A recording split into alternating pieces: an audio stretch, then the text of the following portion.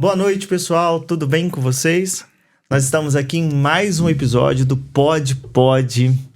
Antes de eu apresentar o nosso convidado de hoje, eu não vou cansar de pedir para vocês, não deixem de se inscrever no nosso canal do YouTube, o Pode. Não deixa de ver a gente lá no Spotify, não deixa de ver a gente no Apple Podcast. Estamos no Amazon Music e no Radio Public. Agora sim, vou dar boa noite ao nosso convidado. Boa noite, Bruno Oliveira, Dr. Bruno Oliveira.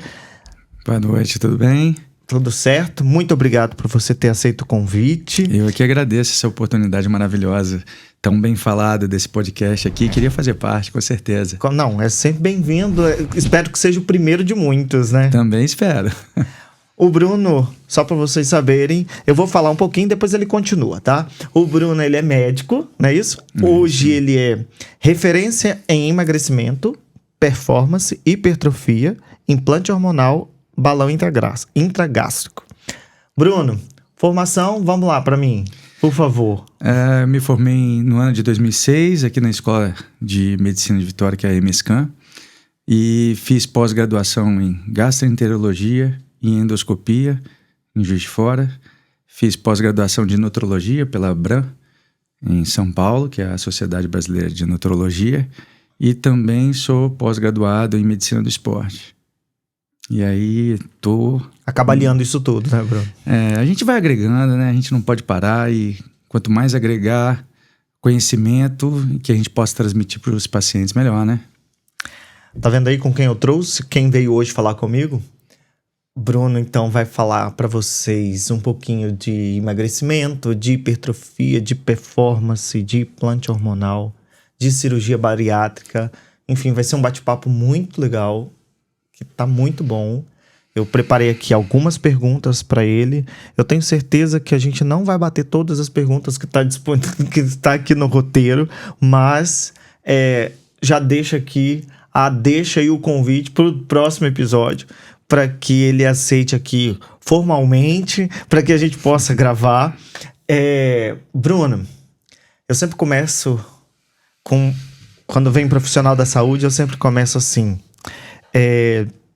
Para você hoje, diante de todas as suas vivências enquanto médico, o que é ter saúde?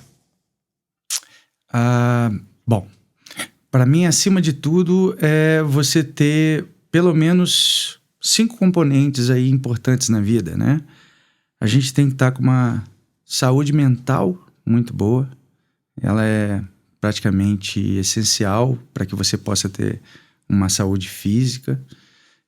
Você está fazendo atividade física de uma forma regular. Não estou dizendo que você tem que ser atleta, estou dizendo que você tem que ter uma rotina para que possa equilibrar, né, o seu corpo de maneira adequada. Uma alimentação saudável.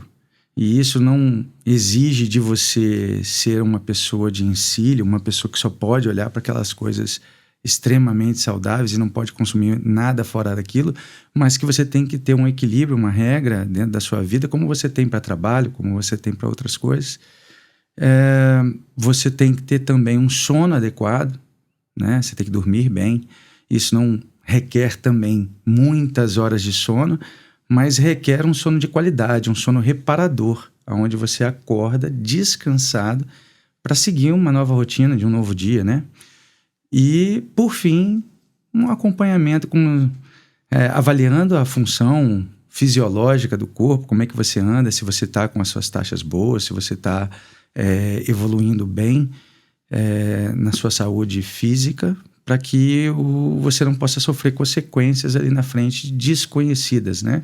Muitas vezes a gente se sente bem, mas isso não quer dizer que seu corpo está trabalhando de maneira adequada.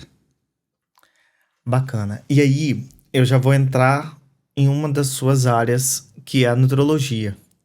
A nutrologia, muitas vezes as pessoas, e eu acho importante para quem está em casa, muitas vezes as pessoas, primeiro, confundem com nutrição, né? Segundo, uma outra confusão que eu tenho, que eu me veio aqui agora, que eu lembrei, nem tá no roteiro, mas eu vou perguntar, que sempre me perguntam também, quando que eu devo procurar o nutrólogo e quando que eu devo procurar o endócrino, né? Perfeito. Então, assim, vamos lá. E a nutrologia, ela cresceu muito nos últimos anos, né? Quando que eu devo buscar um nutrólogo? A nutrologia é uma especialidade que existe, vamos dizer assim, bem aceita e bem definida desde 1978, né? Ela foi chancelada, né, pela sociedade, né, a comunidade médica, dentro do CFM e até junto com o governo federal, desde 1978 como especialidade médica.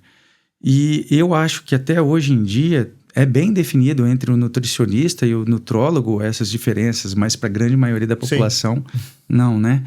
A nutrologia, ela trata mais das deficiências ou excessos que os alimentos podem trazer de consequência para o nosso corpo, né?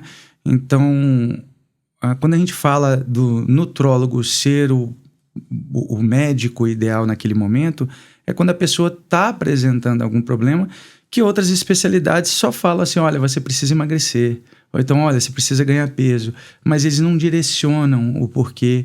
Olha, você está com deficiência de vitamina, mas não sabe como conduzir, né? Olha, você precisa de mais proteína, ou então você está com algum outro problema relacionado à alimentação, mas não conduzem. A nutrologia hoje, ela é indicada nesses casos. E bem parceiro, bem junto com a nutrição, sem dúvida nenhuma. O que eu entendo, e você pode até me corrigir se eu estiver errado, mas o que eu entendo é que a nutrologia, ela consegue trabalhar essas deficiências, essas carências ou excessos que trazem consequências como doença de uma maneira mais adequada do que a nutrição, porque a nutrição, ela vai até um certo ponto. Se você precisa de mais quantidade de minerais, mais quantidades altas de vitaminas que a nutrição não possa chegar hoje, pela divisão que existe a prescrever, a equipe médica geralmente é responsável por essa prescrição. Existe esse limite, né? E em relação à parte hormonal, que muitos perguntam na questão da endocrinologia, quando que é nutrólogo, quando que é endócrino, o nutrólogo, ele concentra não só uma área, mas diversas áreas juntos. Ele, dentro da parte da nutrologia, a gente trabalha com a parte cardiológica, a gente trabalha com a parte hormonal, a gente trabalha com a parte neurológica, psiquiátrica também dos pacientes. Então, isso vem acontecendo mais e mais nos últimos tempos, então ela vem englobando muito, sem adentrar, atrapalhando o outro colega que possa já estar acompanhando, sem dúvida nenhuma, mas ele é capaz de, principalmente, as doenças relacionadas a toda essa parte fisiológica do corpo que favorece a uma doença de carência, alguma coisa desse tipo, ele está identificando, ele está fazendo um tratamento. Lógico, a maioria dos médicos generalistas, eles têm o conhecimento já de alguma coisa. Na clínica médica, a gente aprende um pouco mais a dar ênfase em toda a parte clínica mesmo. Mas quando você vai ser mais específico, você começa a entrar em algumas áreas. E a nutrologia, ela está englobando algumas outras áreas, complementando sim, mas que eu acho que hoje é a grande visão para o futuro, é entender que o paciente não é mais segmentado, não pode ser só segmentado, né? Então, a nutrologia, ela abraça um pouquinho das outras áreas nesse sentido, enquanto que ainda há resistência das outras áreas de também entrar nisso. O cardiologista podia tratar, sim, o peso de paciente, mas normalmente ele olha, vê que está tendo algum problema cardiológico, um colesterol alto, algumas taxas alteradas, e ele simplesmente pede para o paciente emagrecer e voltar daqui a 1 ano, 6 meses, para refazer os exames, em vez de acompanhar esse paciente. Fazer um acompanhamento, né? Exatamente. Na verdade, isso é o que levou a medicina a se especializar tanto, que também levou a esse tipo de atendimento. Isso não é erro do próprio colega médico de maneira geral, mas eu acho que a visão hoje é você tentar englobar mais ainda as áreas que possam corroborar com o que você está buscando para o paciente, que é a saúde dele. E eu acho que é por aí. E a gastroenterologia, ela veio pela nutrologia ou a nutrologia veio pela gastroenterologia? Eu comecei fazendo gastro, né? E a gastroenterologia, ela primeiro que me abriu portas, porque antes é engraçado que a gente entra na faculdade, a gente ainda não sabe o que a gente vai fazer, mas a gente tem uma ideia, né? Na época que eu entrei na faculdade, eu achava que eu fosse ser ou cirurgião ou anestesista. Até porque anestesista, eu já tinha um irmão anestesista, então... E gostava muito da urgência, da emergência, do trauma. Chegou ao fim da faculdade, eu tinha certeza que eu não ia fazer cirurgia. E pensava em fazer anestesiologia, mas fui trabalhar. Nunca me imaginava fazendo consultório. Achava que não era para mim. Só que durante o período trabalhando, né, ainda sem formação especialista, né, eu achei interessante a parte de acompanhar o paciente, de dar atenção ao paciente, via que eu tinha bons resultados com os pacientes, e aí eu resolvi fazer a gastroenterologia, que é uma área que eu gostava. E da gastroenterologia fiz endoscopia, e da endoscopia comecei a colocar balão intragástrico, que é um procedimento, através da endoscopia, que a gente coloca um balão no paciente, ajudando o paciente a ocupar um espaço dentro da barriga dele e ajudando ele no emagrecimento. Então, o paciente ele fica com o estômago um pouco mais limitado devido à presença do balão e ele acaba também sentindo maior saciedade. Ele come menos pela limitação física, né? Pela barreira que o balão proporciona ali e também pela sensação de saciedade por ter algo dentro do estômago dele ocupando um espaço, então dá a sensação de saciedade. Só que eu vi assim, poxa... Eu estou tentando ajudar esses pacientes a emagrecer, mas eu não tenho um acompanhamento com esse paciente. E a bariátrica, ela é um pouco mais agressiva, Sim. Né? Ela limita, mas limita mesmo. O balão não. O balão, ele limita bem, mas com o tempo o paciente ele vai se acomodando com aquilo dali, vai conseguindo burlar um pouco aquela barreira mecânica que está ali. Então, eu falei, cara, eu preciso de alguma coisa para acompanhar esses pacientes e conseguir conduzir eles a um melhor resultado, sem precisar passar por uma cirurgia, as consequências de uma cirurgia. Alguns pacientes têm indicação da cirurgia bariátrica mesmo, né? Mas outros pacientes eles poderiam se beneficiar sem precisar de passar pelo procedimento cirúrgico e pelas consequências da cirurgia bariátrica, que existem algumas e a gente pode estar comentando depois. Aí eu resolvi fazer a nutrologia. E nesta época eu não era um cara muito magrinho, não era um cara muito que me cuidava. E a nutrologia me abriu muito os olhos para o que é saúde de verdade, o que é você ter uma qualidade de vida melhor e me despertou para esse meio que hoje eu praticamente atuo mais na área da nutrologia, pouquíssimo na área da gastroenterologia. Tem uns pacientes de antigos ainda que ainda me procuram pela gastroenterologia, mas a nutrologia eu descobri como que eu posso transformar a vida do paciente, como que eu posso trazer uma qualidade de vida melhor e não só tratar doença. Que na gastro a gente trata gastrite, refluxo, câncer, problemas intestinais já graves, e na nutrologia eu consigo prevenir isso. Acompanhar, né? Acompanhar, prevenir e evitar que ali na frente aconteça. Então, hoje é a nutrologia que me move mais, que veio por último e que é onde, vamos dizer assim, eu realmente me encontrei.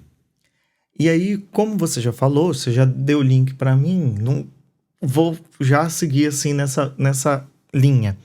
Qual que é a indicação para cirurgia bariátrica e o balão? Qual que é... Quando eu devo fazer a cirurgia e quando que eu devo utilizar do balão? Perfeito, vamos lá. Indicação formal para cirurgia bariátrica é o seguinte, você tem o IMC, que é aquele índice de massa corpórea, né? Você pega o seu peso, divide pela sua altura ao quadrado e se ele estiver dando maior do que 40, você já tem indicação formal para bariátrica. Se você tiver maior do que 35, você pode ter a indicação se você já tiver alguma comorbidade, diabetes, hipertensão ou algum outro problema já crônico, né? O balão você pode pôr a partir do IMC 27. Ou seja, às vezes você ainda está em sobrepeso, você nem tem obesidade ainda e você pode usar o balão. Qual é o objetivo de toda essa estratégia, ou balão ou bariátrica? É te trazer para uma condição de saúde melhor. Então, o paciente que está com 40 de IMC, ele pode fazer balão? Pode. Pode? Pode. Ele precisa fazer bariátrica? Não. Ele precisa melhorar a saúde. A bariátrica é um meio para um fim. E eu sempre digo que deve ser o último, tá? A gente tem que buscar sempre tratar a raiz do problema. Pode ser balão, pode ser bariátrica, pode ser medicamentoso, pode ser o que for. Mas se você não tratar a base da doença, às vezes, muitas vezes, né? Parte psicológica, mudança de hábitos, essas coisas todas, você não vai ter um resultado satisfatório, mesmo com a cirurgia bariátrica, que hoje a gente tem estudos que mostram que mais de 50% dos bariátricos em 5 anos retornam o peso original ou acima dele. Então, não existe nenhum tipo de tratamento milagroso, definitivo. Existe, sim, algo que te leve à mudança de hábitos.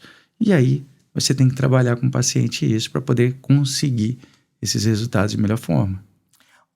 Eu tô falando isso para você porque quando eu coloquei que eu tinha me formado, né, em nutrição,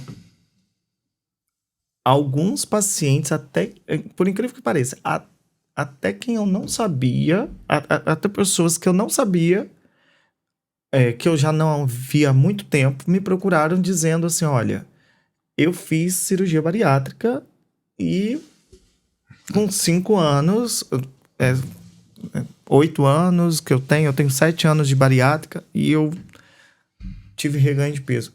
E eu fui estudar isso, sabe? Perfeito. Eu comecei a estudar e eu tenho lido bastante sobre bariátrica, sobre reganho de peso, sobre suplementação no reganho de peso, no controle do reganho, que a gente tem que se preocupar, na verdade, é no controle do reganho. Claro que a gente vai receber o paciente em reganho, mas a gente tem que preocupar a nutrologia, né? É isso. Hoje, o que você diz para esses pacientes, para essas pessoas? Claro, primeiro que busque um especialista, né? Mas o que você diz para essas pessoas em termos de cuidados, Bruno, que estão já em reganho de peso, que já ganharam? Então, a princípio de tudo, como eu disse, é você tratar a base do problema, né? Então, assim, primeiro de tudo, obesidade mesmo, aquela obesidade real, onde você tem um paciente que está ali lutando muitos anos com peso, esse paciente, ele precisa estar em acompanhamento constante, com médico, com nutricionista e com psicólogo. Muitos dos problemas são compulsões alimentares. A compulsão alimentar é um dos maiores problemas na obesidade, mas existe a questão genética, sim, do paciente. Tem uns que falam em questão de metabolismo baixo e tal. É questão genética. E esses pacientes precisam, sim, de um acompanhamento, porque é uma doença crônica. É uma doença que pode você nunca se livrar dela, mesmo que você esteja em peso adequado. Tá? Então você precisa de um acompanhamento justamente para não sair desse padrão. Às vezes é necessário manter uma medicação para o resto da vida. Há pouco tempo saiu falando sobre a questão do Wegovy agora, né? Que foi um tratamento para obesidade que foi aprovado pela Anvisa, né? E esse tratamento ele já existe aqui no Brasil, a semaglutida, o uso da semaglutida, né? A diferença foi a dosagem que foi apresentada num estudo já mais ou menos há 1 ano e meio, fora daqui do país. Esse estudo ele fala que a melhor dosagem é uma dosagem de 2,4 miligramas por semana para você fazer o uso. E aqui só tinha um de 1 miligrama. Então deu um burburinho aí quando eles chegaram com esse novo de 2,4 miligramas, mas é a mesma medicação. Qual é a diferença, a questão toda? Aí está se falando, poxa, mas quer dizer então que quando eu vou tirar a medicação, até saiu uma reportagem tendenciosa esses dias, quando você tira a medicação você tem reganho de peso, você tem aumento da glicose. Olha, se eu falar para você, você é um hipertenso, faz uso de uma medicação antihipertensiva. Lógico. O que vai acontecer se você parar de tomar a medicação? É o mesmo princípio da obesidade. Claro, estamos falando de obesidade, doença crônica, né? Então, é o mesmo princípio. Você vai precisar, às vezes, manter essa medicação para o resto da vida para poder controlar aquilo dali. Mas existem fatores muito, muito importantes que, primeiro de tudo, hábitos alimentares. Se você não tiver um bom equilíbrio nos seus hábitos alimentares, você vai sofrer com ganho de peso sempre. Entender déficit calórico, entender sobre o que é você gastar um tanto de caloria e quanto que você pode comer Porque se você comer a mais, você engorda. Se você comer a menos, você emagrece. Parece uma conta boba, mas é muito mais significativo do que muitas outras coisas. Você ter uma atividade física regular, que mesmo bariátrico, todo mundo pode estar fazendo uma atividade física regular, a não ser que tenha alguma alimentação física em todo o corpo. Porque mesmo o paraplégico, ele pode fazer. Mesmo o paciente com renal crônico, ele pode fazer. Mesmo o asmático, ele pode fazer. Tem atividades voltadas para cada problema aí. Então, você tem que ter uma manutenção e organização da vida, né? Nada muda se você não organizar. Não adianta você fazer as mesmas coisas querendo resultados diferentes. Isso é uma clássica frase, se eu não me engano, de Einstein, inclusive. Entendeu? Então, resolver o seu problema significa trabalhar cada ponto onde você está errando. Então, o bariátrico, ele tem uma facilidade de emagrecimento grande se ele trabalhar o que precisa ser trabalhado. Então, o problema dele é a compulsão, ele precisa trabalhar a compulsão. É a falta de atividade física. Vou dar um exemplo. Eu trabalho o dia inteiro no consultório sentado atendendo paciente. Eu não tenho um gasto energético ao dia bom. Como é que eu vou fazer? Ou eu equilibro a minha alimentação com aquilo que eu gasto, ou eu vou engordar. Então não tem jeito. É procurar alimentos mais saudáveis, né? Evitar a gente estar usando só alimentos processados, onde você tem uma alta densidade calórica, ou seja, em pouca quantidade, muita caloria, né? Assim, os alimentos processados em gerais, né? Biscoito, uma lasanhazinha da Sadia de vez em quando, é uma lasanhazinha, não tem perigo, né? E não é bem por aí. Então, a gente tem que ter equilíbrio. Eu acho que o principal de tudo é equilíbrio. O bariátrico, ele precisa, sim, equilibrar e ele vai ter mais facilidade do que aquele obeso que está a vida dele toda obesa. Porque, no final das contas, quem está voltando a ganhar peso, ele está voltando a ganhar gordura. Essa gordura ainda não está em grande quantidade. E a gente sabe que a gordura em grande quantidade atrapalha o nosso funcionamento de diversas maneiras, né? Ele atrapalha a produção hormonal, ele causa inflamação crônica que atrapalha a ação dos nossos hormônios, não só na produção, mas a ação deles também, atrapalha o nosso metabolismo. Então, o obeso, às vezes, ele tem muito excesso, mas ele tem dificuldade de perder em algumas ocasiões. O bariátrico, que já emagreceu e está voltando a ganhar, esse tem uma facilidade maior de controlar se ele tiver as atitudes de maneira correta. É isso que você está falando, é muito interessante, porque, na verdade, o bariátrico, ele precisa entender, e o que você falou, essa consciência precisa ser criada, que a causa dele é multifatorial. Exatamente. Né? Não é algo única e exclusivamente a perda de peso é o menor dos problemas dele. Isso é o mais fácil de resolver, né? O que vem por trás disso que é o mais difícil, né? A compulsão, que é um problema psicológico, como você bem falou. O sedentarismo. O sedentarismo é um problema. Ele precisa se mexer, ele precisa se movimentar. E ele precisa entender realmente que não tem como. Ele precisa... E você faz assim, é isso que você está falando. Ele fez bariátrica. Mas se ele permanece com aquele... E isso é um profissional da psicologia que vai ajudá-lo. Se ele permanece com aquele padrão de comportamento que ele tem pré-cirurgia, ele só não tá comendo tanto que ele gostaria. Mas ele permanece com o mesmo padrão em termos de atividade física, não busca ajuda profissional. Então aí... E posso te falar ainda um pouco mais. O bariátrico, principalmente o obeso em geral, né? Quando ele tem a compulsão alimentar, ele tem a compulsão alimentar muitas vezes movida pela relação que ele tem afetiva com o alimento. Então, tudo é desculpa para que ele possa comer. Eu trabalhei muito hoje, eu mereço. Vai lá, é a história do merecimento. Eu tô me sentindo triste, então eu posso. Eu tô cansado, então vou optar por esse alimento aqui. E quando ele faz bariátrica e não consegue mais se alimentar daquele jeito, a compulsão não está resolvida. Ela vai ser desviada para um outro padrão. Uhum. E o maior deles, alcoolismo, é o mais comum. Porque a sensação de prazer que ele obtinha com a alimentação, ela vai vir agora através da sensação de prazer que o álcool dá. Né? Que a onda, quando você começa a ficar mais alegre e tal, ele vai buscar aquilo dali, ele vai começar mais vezes perceber que aonde ele vai conseguir aquilo dali é o álcool inconscientemente.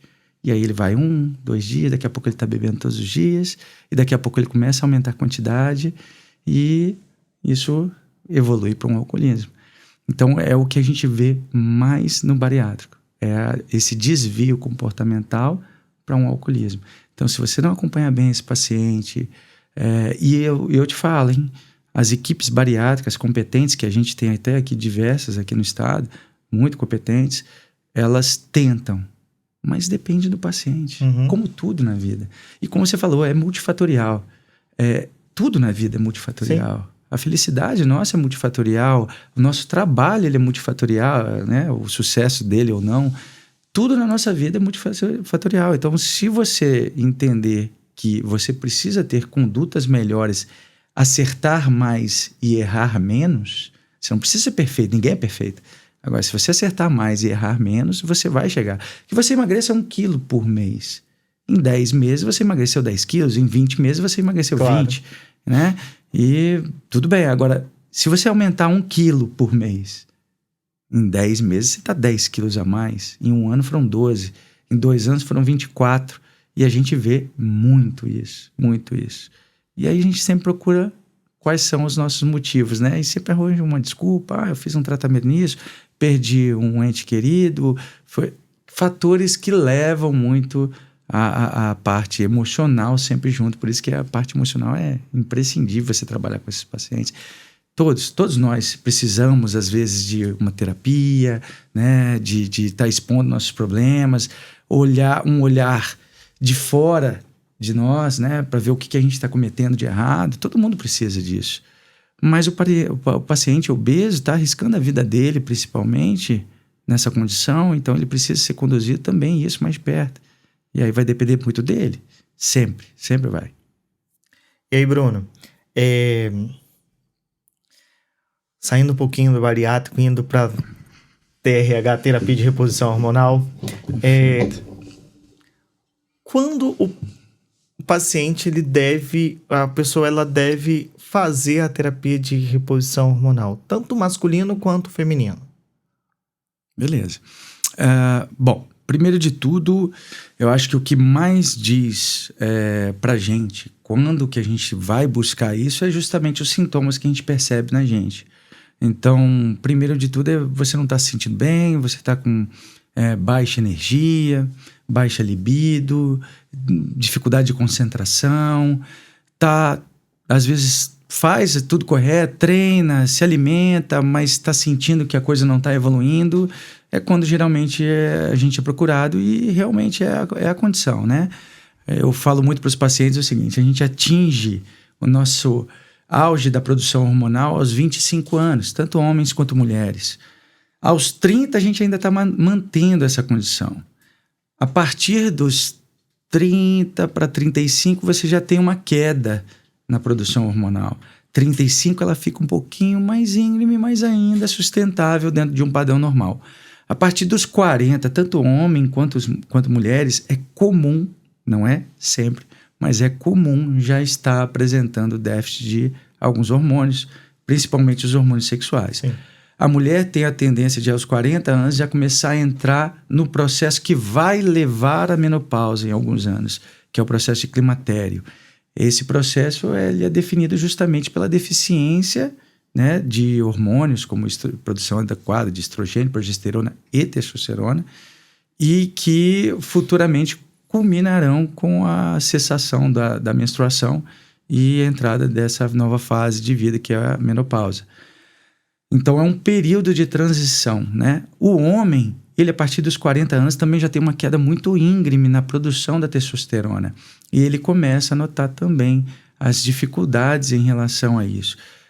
o que a gente mais vê, homens e mulheres tendo queda de testosterona, que é um hormônio extremamente importante, tanto em homens quanto mulheres, para disposição, energia, emocional, cognitivo, libido, que é muito importante também.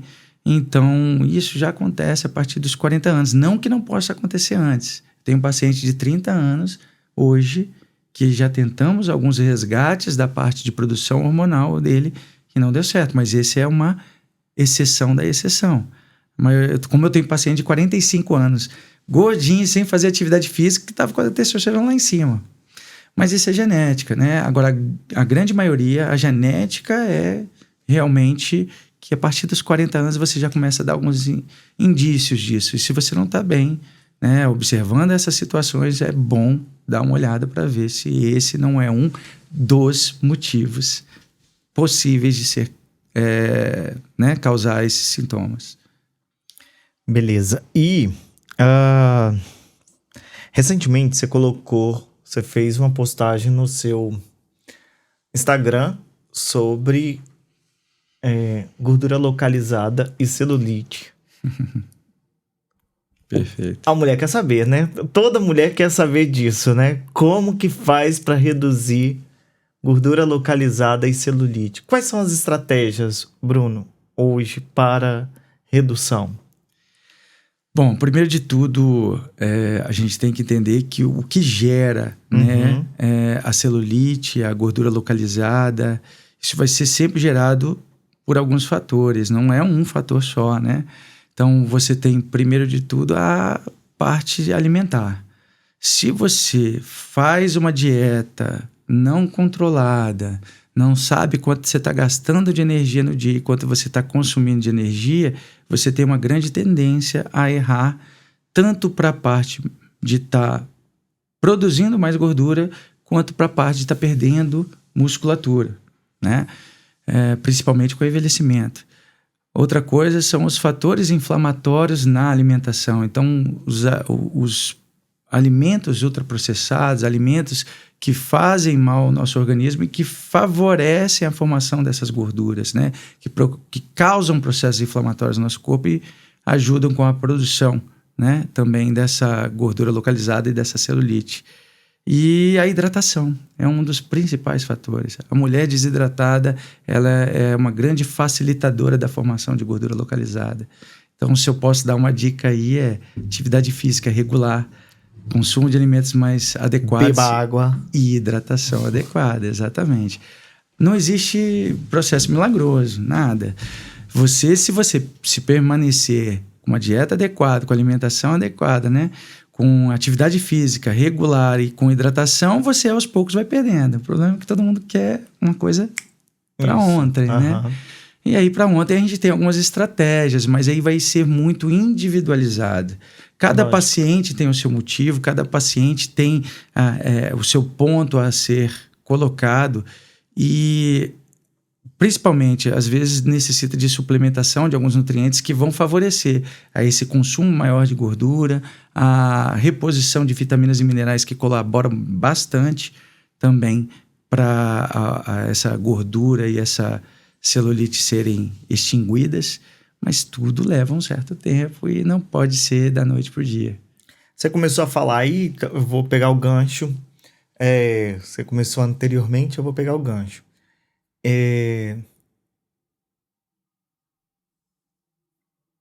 O Ozempic tá na moda, né? Tá. Todo mundo quer saber só do Ozempic. Eu quero saber um pouco, quero que você fale um pouquinho do Ozempic, dos riscos de uma prescrição. Não a prescrição, né? Porque tá prescrito, subentende-se que foi o médico que prescreveu, que foi ao médico. Mas de um uso irracional. Porque é esse o maior risco, né? Exatamente. Na verdade, infelizmente, aqui no país, o Ozempic você pode comprar sem receita. Então, não existe a necessidade de uma receita prescrita médica ou de retenção de receita. Você vai lá na farmácia, pede e compra, infelizmente. Como inúmeras drogas, né? Exatamente. Bom, então assim, primeiro, existe uma preocupação sim com o uso inadequado, principalmente com a falta de acompanhamento. O paciente tem essa medicação, que é a semaglutida, ela tem como ação no nosso corpo aumentar a liberação de insulina, mas de uma maneira controlada, né? Diferente do, por exemplo, o obeso, que muitas vezes ele está já com uma liberação muito alta de insulina, tentando controlar a glicemia dele, que está sendo aumentada devido ao excesso de gordura corporal, e ele já faz picos, né, de insulina. O Ozempic ele ajuda a não fazer picos. O que o pico faz? Quando você faz picos de insulina, significa que você libera muita insulina, essa insulina capta muito açúcar do sangue e joga para dentro da célula.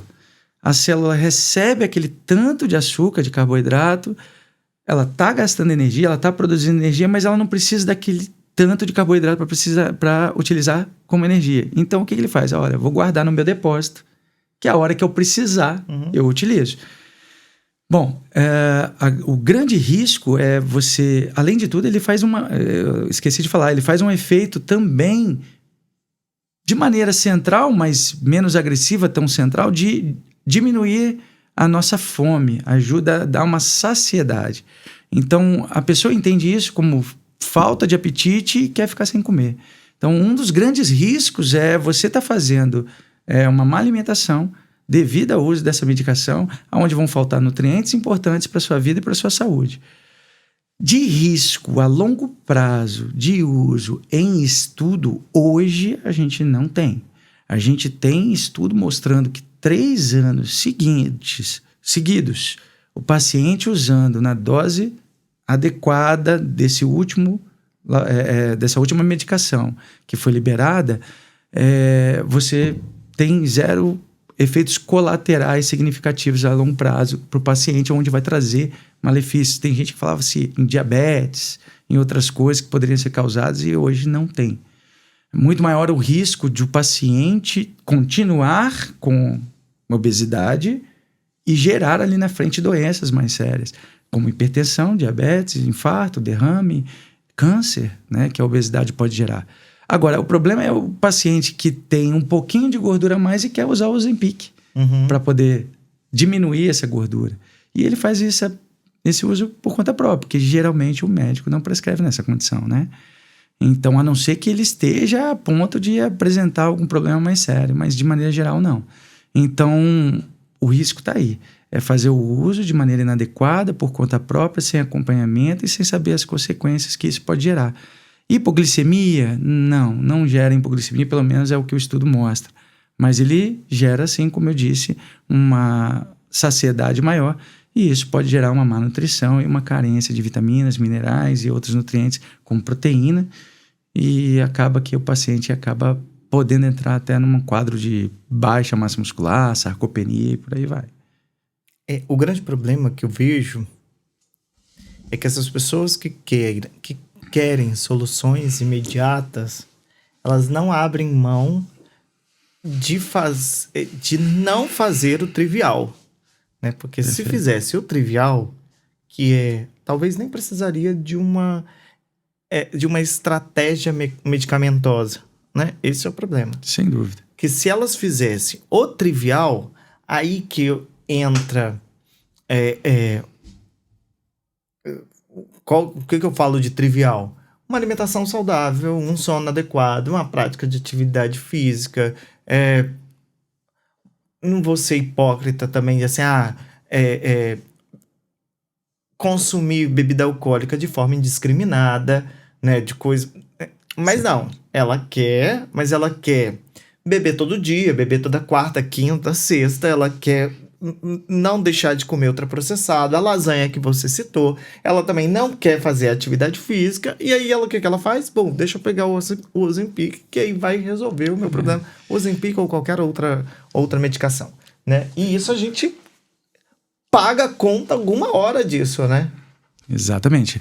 Eu falo muito o seguinte, você não precisa ser perfeito, você pode ter a bebida alcoólica na sua vida de uma maneira controlada e sábia, né? Eu falo que o problema do paciente é que ele, principalmente homem, né? Ele começa a tomar uma cervejinha na quarta-feira porque é jogo. Na quinta-feira, poxa, amanhã já é sexta, né? Não é sexta porque é sexta, no sábado porque é sábado, e no domingo ele toma uma cervejinha na hora do almoço com a família, é só um almoço em família, então vou tomar uma cervejinha. E acaba que ele não consome na segunda e na terça.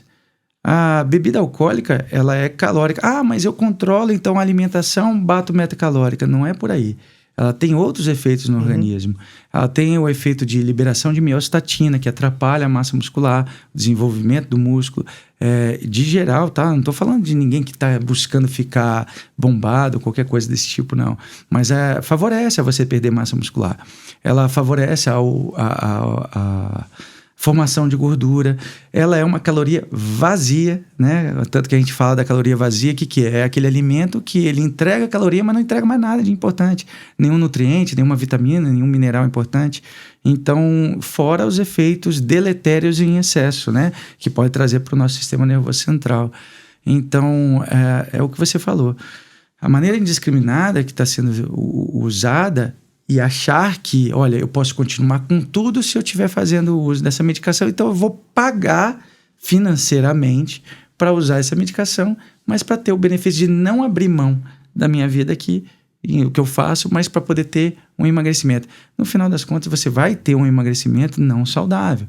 É o que a gente sempre bate na tecla. Uma coisa é você emagrecer de maneira saudável, outra coisa é você emagrecer de uma maneira a custas de saúde. E ficar magro não quer dizer que você está saudável. É como eu estava aqui antes, né, acompanhando a gravação do seu outro podcast, e onde eles estavam, os seus colegas estavam falando, olha, a gente pode ser vegetariano, mas não quer dizer que a gente é saudável por ser vegetariano. Como o carnívoro não é saudável por ser carnívoro. Mesma coisa, o magro não é muitas vezes saudável só por ser magro, né? Tem que avaliar a composição corporal dele. E é aí que a gente vai pegar.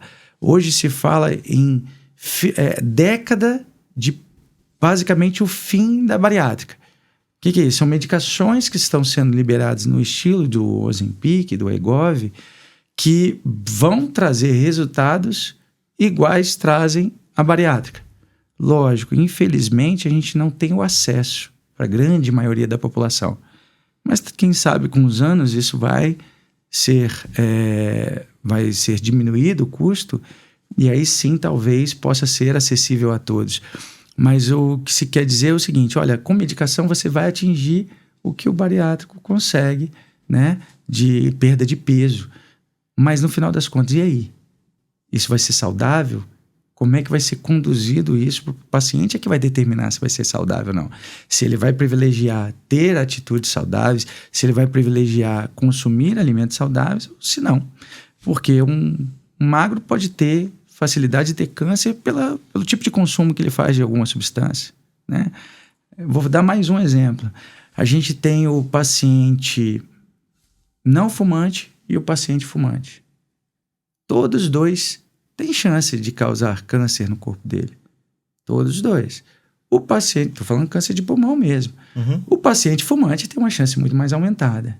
Então, qual é a diferença para a situação aqui? É que o magro, mas que tem alto nível de gordura e não está saudável, e quanto mais músculo a gente tem, mais saúde a gente tem, ele não está saudável, ele está com uma baixa massa muscular, ele tem uma tendência maior a desenvolver qualquer outra doença, como o obeso tem. Lógico, em menor quantidade, mas ele tem. Agora, já o paciente saudável, ele tem uma chance menor. Não quer dizer que ele não vai desenvolver, mas ele tem uma chance menor. Eu costumo dizer que, só para continuar o seu exemplo aí, eu até estava preparando um material hoje mais cedo, e assim, eu sempre me incomodo, sabe, Bruno, com umas coisas assim, por exemplo, com aquelas coisas que são assim, o segredo do momento, o milagre do momento é o Ozempic, ou o milagre do momento é o shot tal, o milagre do momento é, sei lá, como já teve outras coisas, né? Como tiveram outras coisas na moda, e sempre é alguma coisa que vai... Eu volto a dizer, cara, não adianta, né? O Bruno não vai prescrever o medicamento milagroso, né? Não existe, ou não vai prescrever aquele nutriente que é extremamente milagroso, que vai resolver. Não. Vai para modelar, para fazer, né? Eu costumo dizer a cerejinha do bolo, mas quem constrói mesmo somos nós, né? Sem dúvida. É uma coisa importantíssima que você falou e que a gente vê o quê? Infelizmente, a nossa população ela é movida pelo sentimento. Uhum.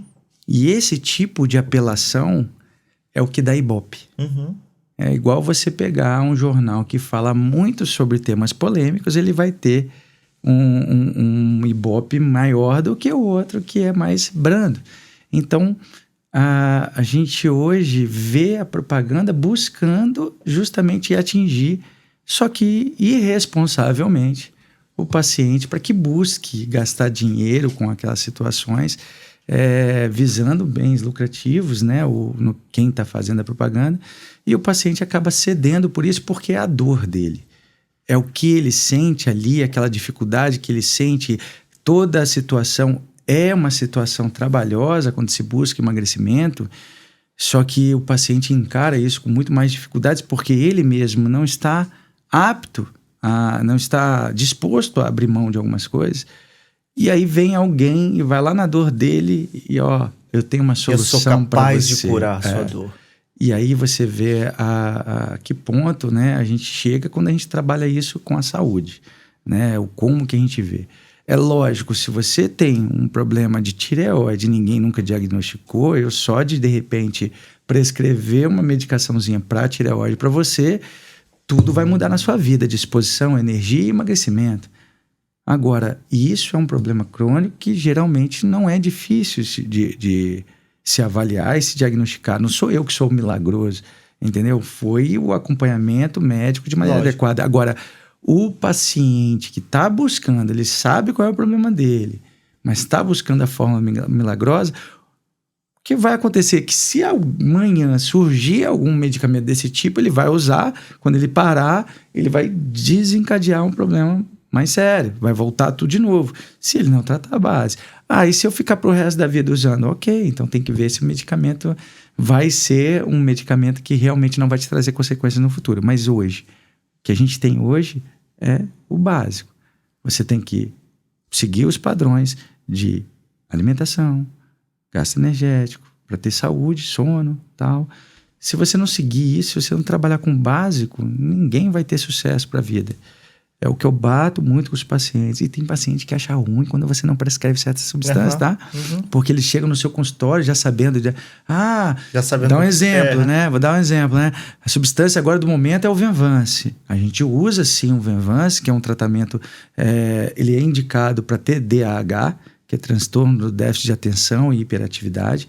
Mas ele também é um perfeito anticompulsivo. Então, nos Estados Unidos, por exemplo, é o principal medicamento utilizado e indicado pela FDA para tratamento de compulsividade.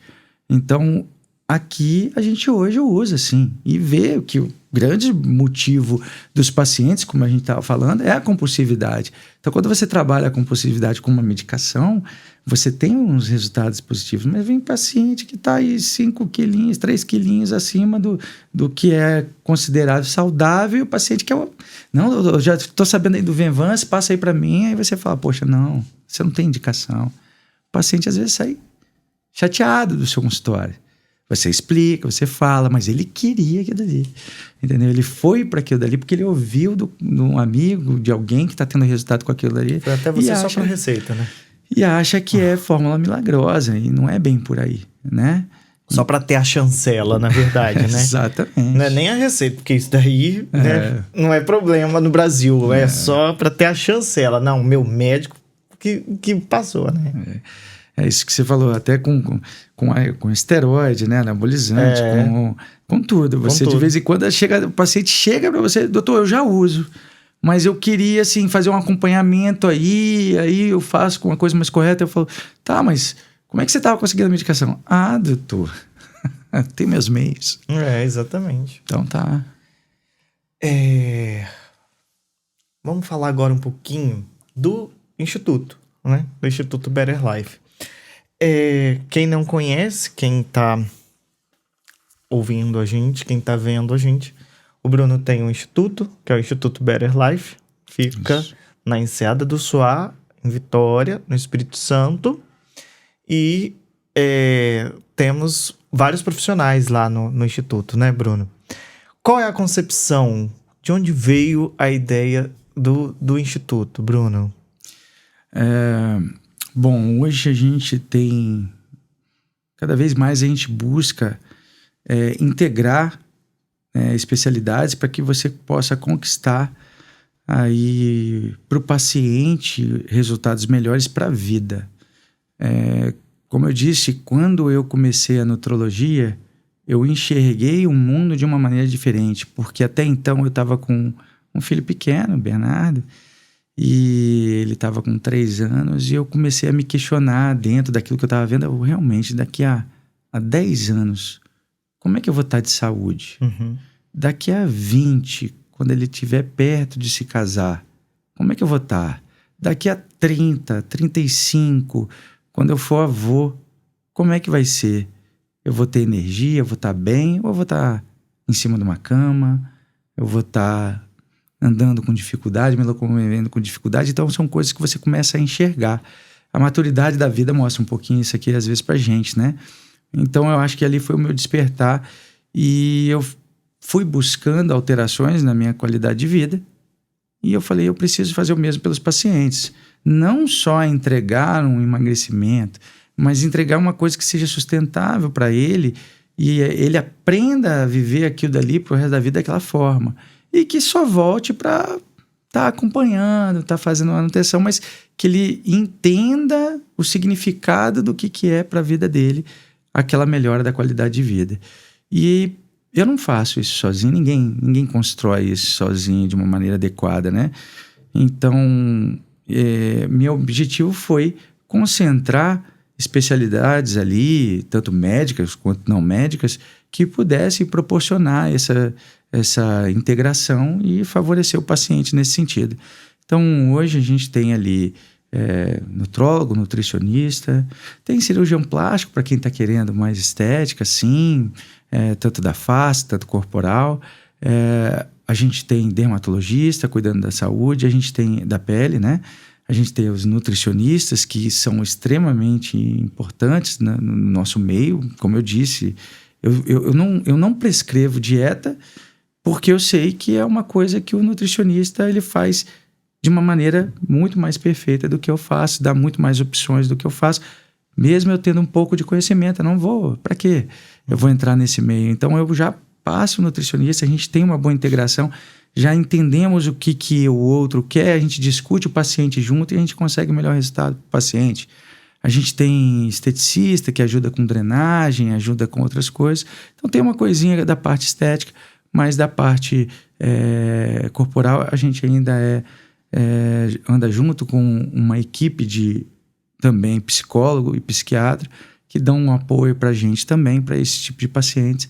Então, é uma integração, um objetivo de fazer com que o paciente tenha cada vez mais uma vida de melhor qualidade, envelheça com saúde e possa estar muitos anos aí. É uma coisa que eu falo assim, olha, você quer chegar aos 80 anos, não quer? Quero. Mas você quer chegar como? E é isso que eu quero mostrar para os pacientes, e é isso que a gente quer entregar para os pacientes. Eu quero chegar bem, eu quero chegar disposto, quero chegar com energia, ou eu quero chegar mais com dificuldades, com doenças crônicas, tomando um monte de medicação. Então, o nome foi proposital, né? Você estar ali para buscar a sua melhor versão e a melhor envelhecimento para a vida mesmo, mais saudável. É isso. Nosso tempo já esgotou, foi, né? já esgotou. Dá vontade de continuar falando aqui, Dá vontade de continuar, né? O problema daqui é esse. A gente fica falando e o negócio vai e aí fluir, a gente né? vai... E o problema é esse, que na verdade foi aquilo que eu tinha falado antes pra você, que a gente vai abrindo vários parênteses e aí a gente quer ir para os parênteses que foram abertos, né? É isso aí. Então, Bruno, muito obrigado. E eu que agradeço. Vocês vão ver esse episódio. Este arroba que vai aparecer para vocês, o arroba do Bruno. Não deixe de seguir o Bruno. Também não deixa de se inscrever no nosso canal. Mais uma vez, meu pedido. Mais importante, ou tão importante quanto você se inscrever no canal, é você interagir com o conteúdo. Isso é muito importante para a garantia da subsistência do nosso canal. Curta o nosso conteúdo, se inscreva, curta, comenta. Isso é muito importante. Lança lá perguntas para os profissionais que estão aqui, para o Bruno, lança lá que vai estar disponível. O Bruno é muito acessível. Se precisar, ele grava outro episódio com a gente. Eu espero gravar. Então não deixe de fazer isso, porque a gente precisa muito da sua interação. Tá certo? Pessoal, mais uma vez, muito obrigado porque vocês estiveram aqui conosco. Foi um prazer ter vocês. Muito obrigado, Bruno. Boa noite. Quer falar com o pessoal um pouquinho? Prazer foi meu. Eu espero poder ajudar aí sempre que possível. Se tiver alguma dúvida, manda aqui pro Elber. Ele com certeza vai estar me repassando e a gente vai conversando. E se tiver acesso aí também ao Instagram, entra lá que a gente vai poder estar conversando sempre que você quiser, tá bom? É isso, gente. Até mais. Muito obrigado. Boa noite. Fica com Deus. Tchau, tchau. Boa noite.